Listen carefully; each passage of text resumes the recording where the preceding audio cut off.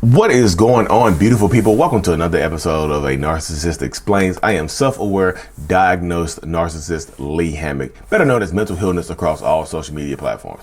Today's episode is going to be about answering the question, is narcissism contagious? Can you catch narcissism? Can you start acting like a narcissist from being around narcissistic people, y'all? Narcissistic fleas and picking up narcissistic traits. I was just being funny at first. Stay tuned, like and subscribe. So being a narcissist is not contagious. It's not like a rash or an infectious disease or something like that. But if you're around a narcissistic person or in a relationship with them for long enough, you can possibly pick up narcissistic fleas or behave narcissistically. Or you will actually start to think that you are the manipulator in the relationship because you might actually start to be manipulative. In defense against this narcissistic person that you've been dealing with for an extended period of time, you start to act like them, you start to behave like them, and things like that. So when this starts to happen, I tell people you need to take a narcissistic flea bath. You need to distance yourself from that person, if at all possible, to try to let your emotions and your traits and your personality kind of stabilize. Therapy can definitely help you in situations like this if you can find a good therapist to help you get rid of the narcissistic traits. Because if you stay with that narcissistic person and you behave the same way they are, they're going to point out that you're a narcissist. And you might actually start to believe that you are the narcissist in a relationship. Y'all, I'm sorry for joking about it, y'all. I know it's not always a funny topic, but seriously, like if you could read the question on the screen, the word narcissist was spelled so badly, I just made me laugh. It says, "Is narcissistic city contagious?" She means is narcissism contagious? Yeah, so it's not necessarily contagious, y'all. You can't cough and sneeze on somebody and they become a narcissist. It doesn't work though. It's not like the common cold or the flu or something like that. Can you start to act like a narcissist from being in a long-term relationship with a toxic ass person? Yes, absolutely yes.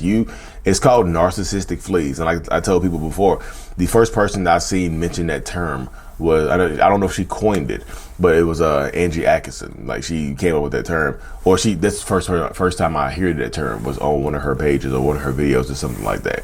Rest in peace, Angie Atkinson. Y'all didn't know she passed away a little while back. So rest in peace, Angie Atkinson. And thank you for bringing narcissistic fleas into my life.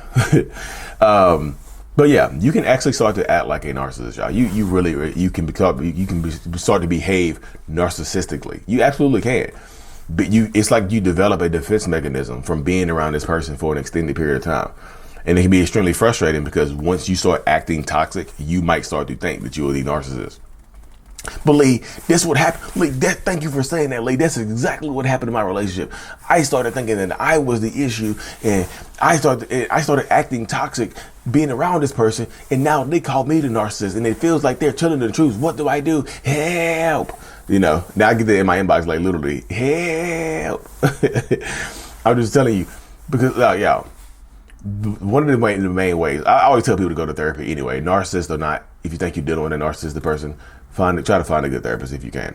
But I also tell people that look at your previous relationships. You want to know if you're the narcissistic person in this relationship or you picked up traits.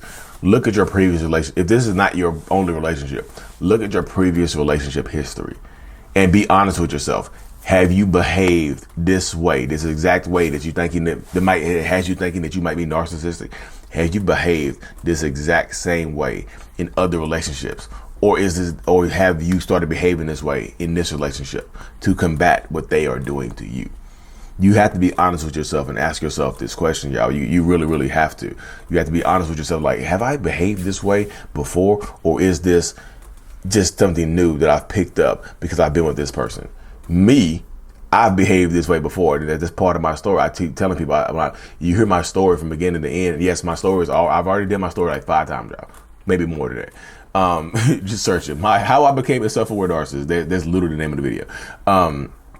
But part of my story details like how all my relationships were ending the same way. Like I would just wake up one day and not necessarily be bored of the relationship, but like I wouldn't care about the person like I did the day before, and it would be extremely frustrating. You know what I mean? It would be extremely frustrating and things of that nature. So I would do that type of stuff right there.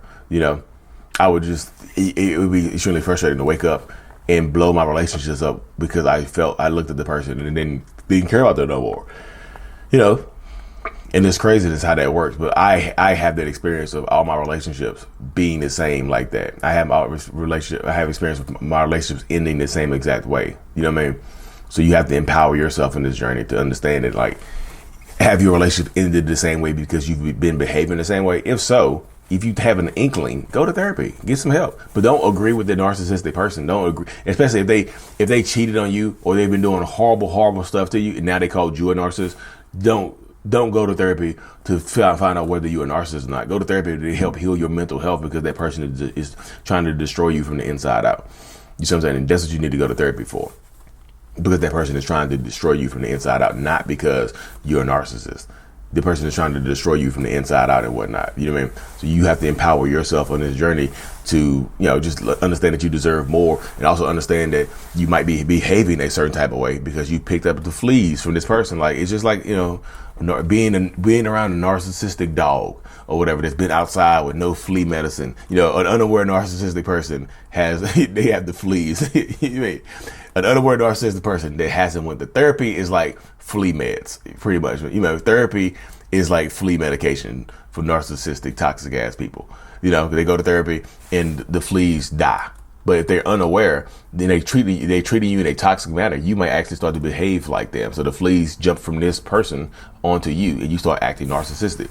What you need, and I've said this before, you need a narcissistic flea bath. Get away from the person. Soak, give yourself some space away from the relationship dynamic to see what you really want, to see how you want to behave, to see how you actually want to act, as to what you actually want to do. I tell a lot of people that right now, like, this is something that you have to want for yourself. Because nobody else is going to want it for you. I'm just being real with you, y'all. You have to want this type of stuff for yourself. This is just part of it. Because if you don't want it for yourself, then buckle up. This is part of the dynamic that you face right here. This is part of the dynamic that so many people face and have to deal with and whatnot. So you have to empower yourself on this journey. You have to empower yourself on this journey. Go to therapy, get some help, join some survivor groups with narcissistic people. Just be careful in those groups, because those groups over time do become toxic because there becomes a power hierarchy in those like survivor groups. Some of them groups can themselves be toxic. Some of the groups are bringing the fleas around. They're taking the narcissistic fleas from their previous relationship and bringing it into the group.